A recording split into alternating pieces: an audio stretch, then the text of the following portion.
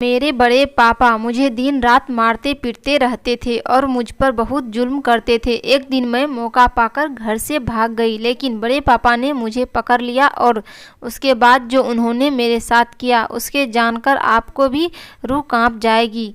कोई इतना दिल कैसे हो सकता है। मेरे सर पर आसमान टूट पड़ा जब चाचा ने मुझे 4 मर्दों के साथ एक कमरे में भेज दिया और उन्होंने जो मेरे साथ किया उसे जानकर आपके रंगोटे खड़े हो जाएंगे। मैं उस दिन को कोस रही थी जिस दिन मैं पैदा हुई। मेरा नाम पायल है। मेरी उम्र 21 साल है। जब मैं 10 साल की थी तभी मेरे मम्मी पापा रोड एक्सीडेंट में मारे गए। उनके जाने के बाद घर का माहौल बिल्कुल बदल गया। मैं बड़े पापा के साथ रहने लगी। ये लोग मुझे दुश्मन की नज़र से देखते थे।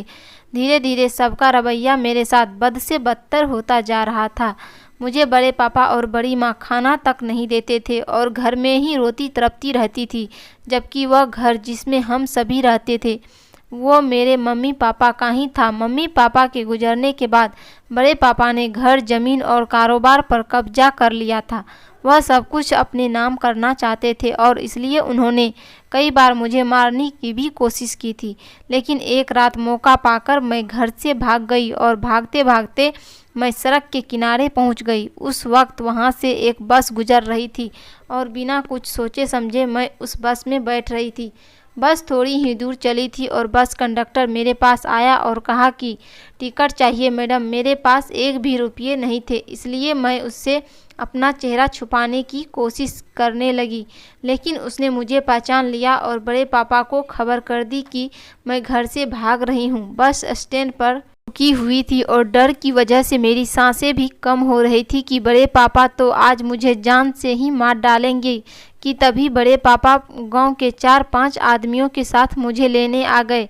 बड़े पापा का चेहरा गुस्से से लाल हो रहा था, लेकिन उस वक्त उन्होंने सबके सामने मुझसे कुछ भी नहीं कहा और घर ले जाकर उन्होंने मुझे बहुत मारा पीटा और धमकी देते हुए कमरे में बंद करके चले गए कि कल का दिन तेरा इस गांव से आखिरी दिन होगा। बहुत शौक है ना तुझे भागने का, तुम्हें कल सुबह बताता हूँ। कल से तेरी ज़िंदगी नर्क बन जाएगी। उनकी बातें सुनकर मेरा दिमाग सुन्न पड़ गया था। मेरी आंखों के आगे अंधेरा सा छा गया। मैं कुछ समझ नहीं पा रही थी कि आखिर कल मेरे साथ क्या होगा। यही सोच सोचकर मेरे रंगोटे खड़े होने लगे थे और रोते रोते न जाने कब मेरी आंख लग गई। सुबह मेरी आंख कमरे के दरवाजे खटखटाने की आवाज़ से खुली। अपने सामने बड़े पापा को खड़े देखकर मैं बहुत डर गई थी कि अब मेरे साथ वो क्या करेंगे, और तभी उन्होंने मुझे घसीटते हुए बाहर ले गए और बड़ी बेदर्दी से मुझे एक बड़ी सी गाड़ी में फेंक दिया, जैसे किसी कचरे में फेंकते हैं। वह गाड़ी मुंबई जा रही थी और मेरे साथ गाड़ी में और भी 10-12 लड़कियां मौजूद थी। मैं समझ नहीं पा रही थी कि आखिर यह सब क्या हो रहा है। फिर मुझे पता चला कि हमें एक कोठी पर बेचा गया है और यह सुनते ही मेरे पैरों के नीचे से ज़मीन निकल गई थी। मेरे सगे बड़े पापा ने दौलत के हालात में अपने भाई की बेटी की गली थी। शाम होते ही रंगीन होने लगी थी और दिन में या किसी वीरान बस्ती से कम नहीं दिखती, पर शाम होते ही किसी डॉलर के जैसी नज़र घर आने लगती थी।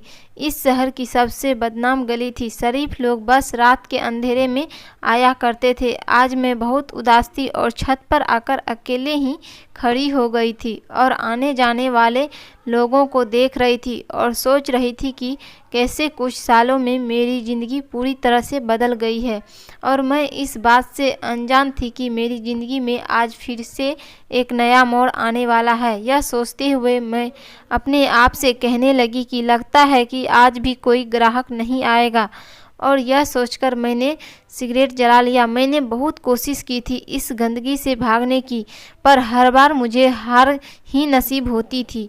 साथ में मेरी बहुत पिटाई भी होती थी। ऐसी पिटाई होती कि 1-2 दिन तक मुझे होश ही नहीं आता था। एक बार जो इस कोठे पर आ जाता था उसका यहाँ से वापस जाना नामुमकिन होता था। मेरे अलावा भी यहाँ न जाने कितनी और लड़कियाँ थीं जो इसे करती थी, लेकिन बाद में सब अपनी किस्मत समझ लेती थी। बेली आंटी इन सब को खरीदने और बेचने का काम क्या करती थी। उसकी मर्जी के बिना यहाँ पर एक पत्ता तक नहीं हिलता था। पुलिस भी इनसे खौफ खाती थी। अचानक एक हाथ मेरे कंधों पर पड़ा और मैं अपने अतीत की दुनिया से बाहर आई। मैंने पीछे मुड़कर देखा तो मेरे सामने 25 साल का नौजवान लड़का खड़ा था। उसका नाम न जाने क्या था। उसने आंखों के इशारों से मुझे अपने कमरों में चलने को कहा। मैंने सिगरेट फेंकी और उसके साथ चली गई। सारी रात वह मेरे बदन से खेलता रहा और सुबह होते ही उसने खुश होकर मुझे 10,000 थमा दिए। मैंने 50,000 उसे वापस कर दिए तो वह मुझसे कहने लगा, अरे यह भी रख लो, तुम्हारे लिए ही है।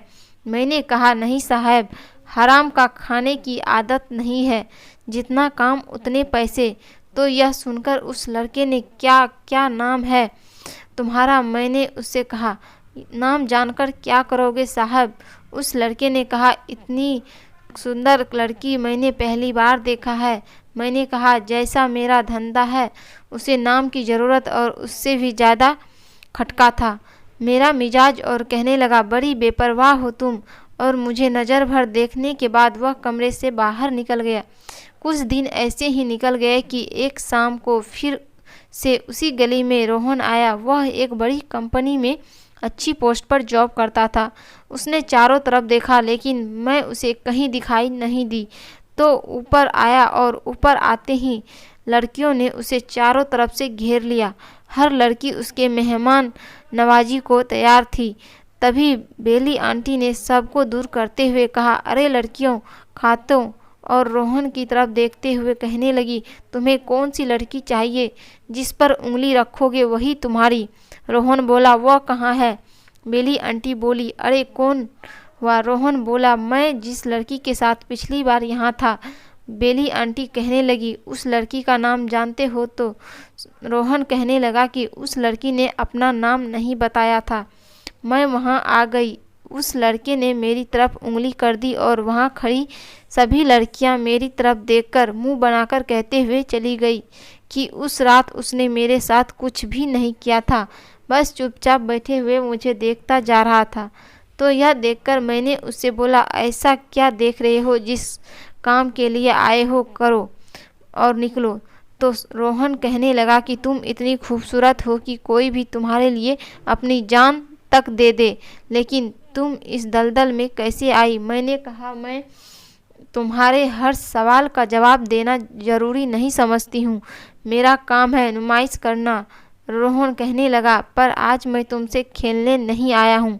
मैं खुद नहीं जानता हूँ मैं यहाँ पर क्यों आया हूँ, लेकिन मैं खींचा चला आया। तुम्हारे बारे में जानने की इच्छा होने लगी थी। रोहन हम यह कहते हुए बिस्तर पर लेट गए। उसकी बातें सुनकर मैंने उससे बोला कि आप जैसे लोगों के लिए ऐसी लड़कियां सिर्फ एक रात की मेहमान हुआ करती है, पर दिन में आप जैसे बड़े लोग हमें पहचानने तक नहीं हैं। मैंने दुपट्टा अपने कंधों पर रखते हुए कहा तो रोहन बोला, तुम्हारी बातें दी है पर सच है। यह कहते हुए उसने सिगरेट जलाने लगा और एक सिगरेट उसने मेरी तरफ भी बढ़ा दी। मैं इम्तिहान से सिगरेट पीने लगी। मैं जवाब देना ही नहीं जानती थी। रोहन अभी जेब से 2,000 निकाले और मेरी तरफ बढ़ा दिए। यह देखकर मैंने बोला, जब कुछ किया ही नहीं तो फिर पैसे क्यों? फिर रोहन ने वह पैसे वापस रख लिए और वहाँ से चला गया और मैं वहीं खड़ी रह गई। सालों में मेरे साथ ऐसा पहली बार हुआ कि कोई ग्राहक बिना मुझे पैसे दिए वे वापस चला गया। हर रात मेरा सामना नए नए लोगों से होता था। कभी उनके रवैये से डर जाती थी तो कभी उनकी डिमांड, और मुझे उनके पैसों के बदले उनकी हर बात माननी पड़ती थी। मैं यही सोच में डूबी हुई थी। तभी मेरी सहेली वहाँ पर आ गई और कहने लगी, क्या बात है, आजकल तो मैडम छाई हुई गली में है। मैंने बिस्तर पर लेटते हुए कहा कि कोई बात नहीं है, रोज़ का कस्टमर है जो आ गया था। मेरी सहेली ने मेरे पास बैठते हुए कहा, सारी लड़कियां तैयार रहती है, उस लड़की के साथ एक वो है, उसे तुझसे फुर्सत नहीं मिलती है। उसे मुंह बनाते हुए कहा था तो मैंने कहा, अरे मुंह क्यों बनाती हो, मेरी जन कस्टमर है। कौन सा मेरा आशिक है जो तुम इतनी जल रही हो? कुछ देर इधर उधर की बातें होती रही, फिर हम दोनों बाहर चले गए। उधर रोहन का बुरा हाल था, वो हर वक्त मेरे बारे में ही सोचता रहता। मेरा रूम मेरी अदाएं, मेरी आंखें, मेरी बातें उसके सामने नाचती रहती थी। वह मुझे जानना समझना चाहता था, मेरे करीब आना चाहता था। हर शाम मेरे पास आना उसकी रोज़ की आदत हो चुकी थी। कभी कभी तो मेरे लिए वह कीमती सामान भी लाया करता था।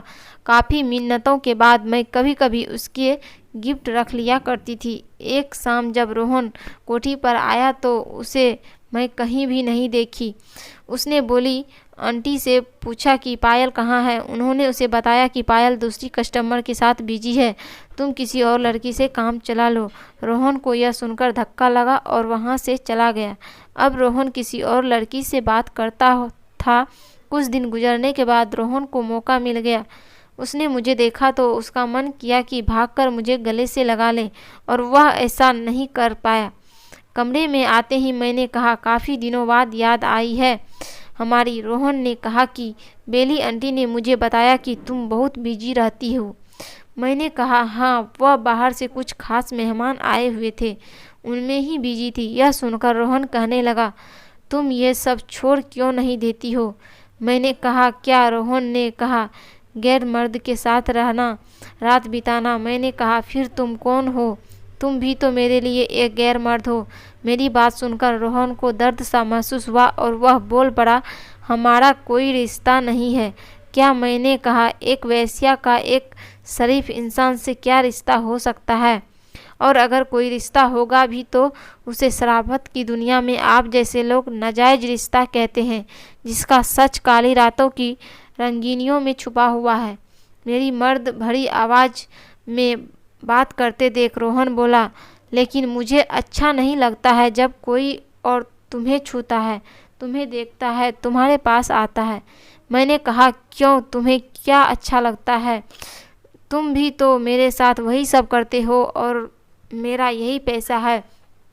गुस्से से चिल्लाते हुए कहने लगा, क्योंकि मैं तुमसे प्यार करने लगा हूँ, तुम्हें चाहने लगा हूँ। तुम्हारे बिना मैं नहीं रह सकता हूँ। जब जब कोई तुम्हें छूता है तो मेरे तन बदन में आग लग जाती है। मैं नहीं बर्दाश्त कर सकता हूँ तुम्हें किसी और के साथ। उसकी बातें सुनकर मेरा मुंह खुला का खुला ही रह गया। मेरे दोनों हाथ अपने हाथों में लेकर कहने लगा, मैं तुमसे प्यार करता हूँ और तुमसे शादी करना चाहता हूँ, और तुम्हें इस दलदल से बाहर निकालना चाहता हूँ, और तुम्हारे साथ कहीं दूर जाकर एक नई दुनिया बसाना चाहता हूँ। मैं नहीं जानता हूँ कि तुम्हारे दिल में क्या है, लेकिन मैं तुम्हें यहाँ से बाहर लाना चाहता हूँ। और फिर एक दूसरे को जानते पहचानते सुबह हो जाती है। और रोहन मुझसे यह कहते हुए चला गया, पायल अपना ध्यान रखना, मैं जल्दी ही तुम्हें लेने आ जाऊंगा। लेकिन वो 2 महीने तक वापस नहीं आया और मैं हमेशा उसकी यादों में खोई खोई सी रहती थी। मेरा यहाँ किसी भी काम में मन नहीं लगता। अब मैं बहुत ही कम अपने ग्राहकों के साथ रात बिताती थी। कभी पेट दर्द का बहाना बनाती तो कभी सर दर्द का बहाना बनाती थी। सभी ग्राहक गाली गलौज करने लगे। कुछ ने तो यहाँ आना ही बंद कर दिया था। बेली आंटी का धंधा तो बिल्कुल ठप होने लगा था। एक दिन बेली आंटी ने मुझे अकेले में बुलाया और मुझसे पूछने लगी, क्या बात है पायल, आजकल ग्राहक से तुम खुश नहीं रहती है, क्या चल रहा है तेरे दिमाग में। मैं उनसे कुछ भी नहीं बोल पाई, बस इतना ही कहा कि अब मैं यहाँ और काम नहीं कर सकती हूँ, मेरा मन नहीं करता है ये सब करने का। यह सुनकर बेली आंटी बोली, हाँ पायल, मैं सब जानती हूँ, तेरा मन क्यों नहीं लगता है। आजकल तेरा मन उस लड़के में जो लग गया है। मैंने कहा, नहीं आंटी, ऐसी बात नहीं है। आंटी ने कहा, कहीं तुम्हारे रोहन से मोहब्बत तो नहीं हो गई है। इधर आओ, मेरे पास बैठो। मैं जाकर आंटी के पास बैठ गई। आंटी कहने लगी, देख पायल, हमारे धंधे में यह सब नहीं चलता है। मैंने अपना आंटी के घुटनों पर रख दिया और कहने लगी कि रोहन मुझसे बहुत मोहब्बत करता है और शादी भी करना चाहता है। इतने सालों में मुझे कभी एहसास ही नहीं हुआ, पता नहीं क्यों, पर उसकी हर बात, हर वादे पर भरोसा करने को दिल करता है। वह इतना स्मार्ट है कि मुझे उसके सिवा कुछ भी अच्छा नहीं लगता है। आंटी ने कहा, हर खूबसूरत चीज़ धोखा दे सकती है, तो उसके प्यार में कमज़ोर पड़ चुकी है, इसलिए ऐसी बड़ी बड़ी बातें कर रही है। अभी भी वक्त है, रोक लिए खुद को। मैंने कहा, मैंने रोहन को तन मन से अपना माना है, वह मुझे कभी धोखा नहीं देगा। आज तक मैंने आपकी हर बात मानी है। आज मेरी छोटी सी बात आप भी मान लो, मुझे उससे शादी करने दो। बेली आंटी ने कहा कि ठीक है, मैं तेरी खुशियों के आगे नहीं आना चाहती हूँ, लेकिन तो जिस रास्ते पर जा रही है वहाँ सिर्फ और सिर्फ अंधेरा ही अंधेरा है जो तुम्हारी पहचान खा जाएगा। मैंने कहा नहीं आंटी, बहुत ही अच्छा लड़का है, वह हमेशा मेरा साथ देगा और मैं मोहब्बत में हूँ और मोहब्बत में ऐसे ही होता है। अब यह कदम पीछे नहीं हटेंगे। यह सुनकर आंटी बोली तो ठीक है, अब यह दरवाज़ा हमेशा के लिए तेरे लिए बंद हो चुके हैं। इतना कहकर आंटी वहाँ से चली गई। कुछ दिन बाद मुझे लेने आ गया और मैं उसके साथ खुशी खुशी वहाँ से निकल गई, लेकिन वह मुझे अपने घर ले जाने के बदले एक होटल के रूप में लेकर गया। वहाँ पहले से एक आदमी मौजूद था। रोहन ने मुझसे कहा, पायल, यह मेरे बॉस हैं, आज रात तुम इन्हें खुश कर दो ताकि मुझे प्रमोशन मिल जाए। रोहन की बात सुनकर तो मेरे पैरों तले ज़मीन निकल गई और मैंने उससे कहा, रोहन, लेकिन हम तो शादी करने वाले थे ना। रोहन हंसते हुए बोला, शादी और तुम जैसी वेश्याओं से कभी नहीं, तुम्हारी तो हर रात सुहागरात होती है, वह भी नए नए लोगों के साथ, समझी। और इतना कहकर वह मुझे अपने बॉस के कमरे में घसीटते हुए ले गया और दरवाज़ा बंद कर दिया। मैं सारी रात रोती चीखती चिल्लाती रही, लेकिन मेरी सुनने वाला कोई नहीं था। रोहन का बॉस मुझे भूखे भेड़ियों की तरह मुझ पर टूट पड़ा। मेरे जिस्म के साथ साथ मेरा भरोसा भी नोचा जा चुका था। मैं उसके सामने बेबस हो चुकी थी, जिंदा लाश की तरह बिस्तर पर पड़ी थी। मेरे जिस्म से खेल लेने के बाद बॉस कमरे से बाहर गया और रोहन के कंधे पर हाथ रखते हुए कहा, वाह, मज़ा आ गया, ऐसी बला की खूबसूरत तो मैंने पहली बार देखी है।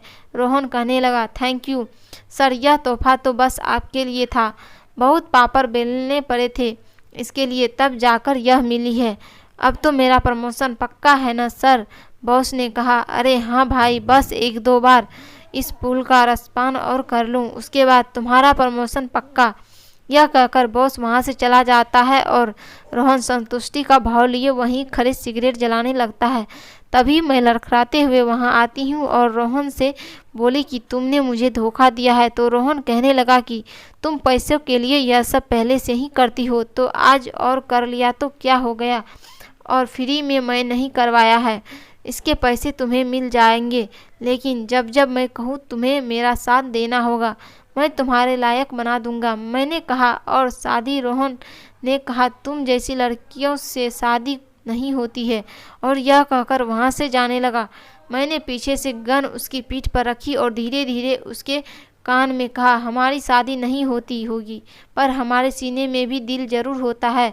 और इतना कहकर मैंने रोहन को गोली मार दी और फिर खुद को भी खत्म कर लिया।